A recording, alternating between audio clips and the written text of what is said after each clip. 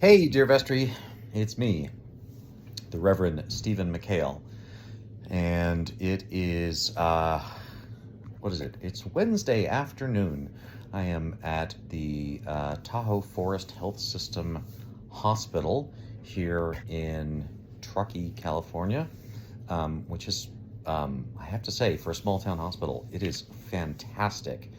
The nursing staff and all the staff have been just delightful and easy and positive, and the doctor apparently his whole business is knee injuries from people skiing and trying things that they shouldn't do, which was me yesterday. Near the end of the day, I was actually skiing a very mellow run, but it was in the terrain park, and I skied up on top of a terrain feature that made of plastic, and then came off it the wrong way and kind of punched my femur into the plateau of my tibia, breaking that. So it's kind of a weird break. Last night they did surgery to place some pins and some, what do they call it, immobility bars on it. And assuming things go according to plan, in roughly 2 weeks, I will have a second surgery to remove that stuff, and they'll do the stabilization permanently under the skin somewhere, somehow. I don't know. This is all mystery to me, how this works. They have been giving me, I've sort of gotten to try every drug that one might want to scare themselves with. So some ones I couldn't pronounce at the ski patrol shack, and then in the ambulance they gave me fentanyl, which is a little terrifying, and then here at the hospital they've given me morphine and one of the OxyContin codone products, and so they're also sending me home with Narcan in case I get a terrible idea to take more of that than is recommended. I promise I will not do that, because that seems like a terrible idea. I can spin you around. There's my view out of the hospital. It's been snowing on and off all day. It's been beautiful. There's some of the metal in my leg, on my leg, really, which will be there for 2 weeks like this.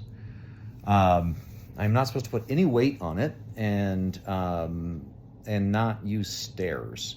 So I will be basically living in my first floor, which, I mean, amazingly conveniently, we have a first floor that does not require stairs. So that works out to be pretty convenient.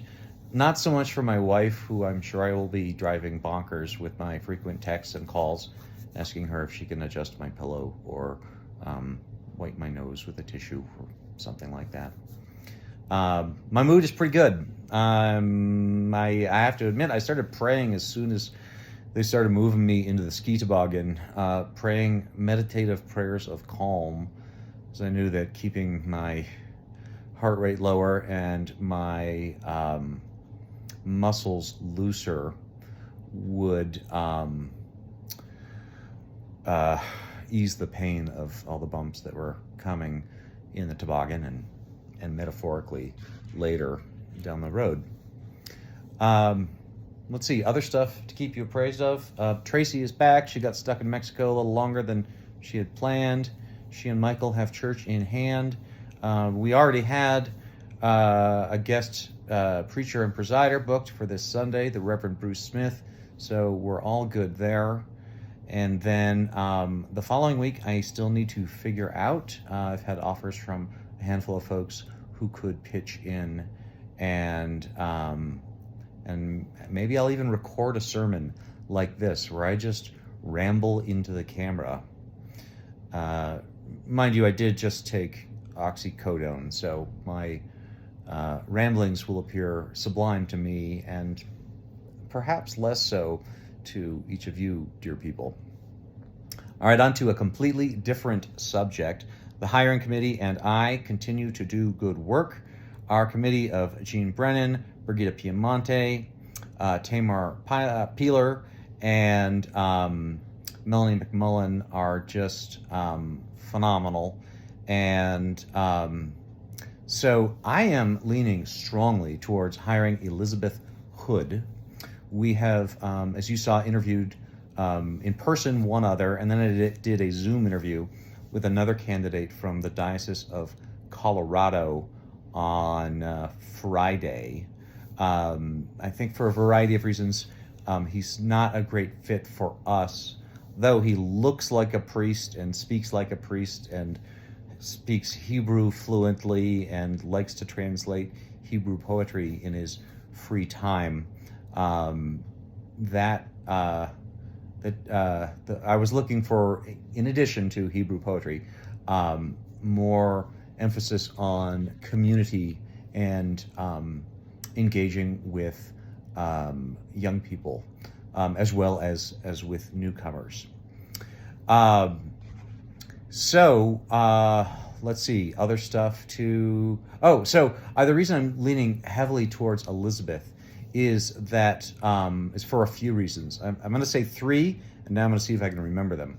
One, she really gets community, and community is one of our strong points, and doubling down on that, especially through our welcoming ministry, but also the ripple effects that come to a community through a strong ministry for children and youth are golden. They're hard to replicate, and it's a rare person who can do those things.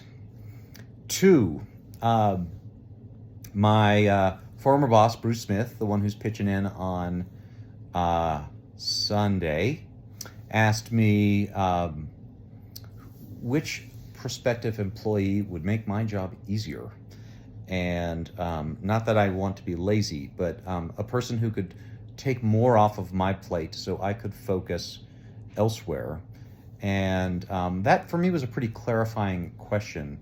And again, to me, that immediately said Elizabeth,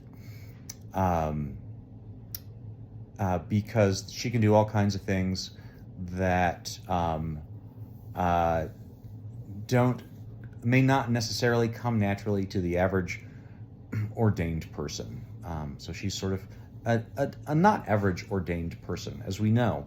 The third reason is that I really enjoy or appreciate the secondary effects of strong children and youth ministry. In addition to her being the kids' clear choice by a long way, she, I believe a strong program for children and youth tends to draw families and build community connections among those families and help add to the foundation of a strong and thriving community. And the fourth reason, I said three, but I'm now going to give you four, and I might even go to five. The fourth reason that I think she'd be a really good asset to our team is that I think Michael and Tracy and I could work with her really well, and so I think there would be good team spirit and camaraderie. And then five, in my increasingly inaccurate description of all this, I know that we have a challenge with her in the magic tricks with bread and wine. I'm actually not too concerned about that. We could pre-consecrate if necessary, but I think between, I've spoken to Beth Foote and Lori Moyer and a few other priests, and all of them are willing to pitch in and preside at the table when we needed the help. So in a way, we'd be forced to get creative and have some more variety there. I think that's five, and I will leave it at that. My son is now texting me, asking if he can come up and visit me in this room. Holly's going to drive me home tonight. We're heading down the mountain through, well, it looks like it's snowing again. And then I plan to sleep long when I get there. I will be in touch with another rambling video message for you all soon. You are all so dear to me, and I appreciate all you do for our church, and I love the friendships I have with each of you. God bless you.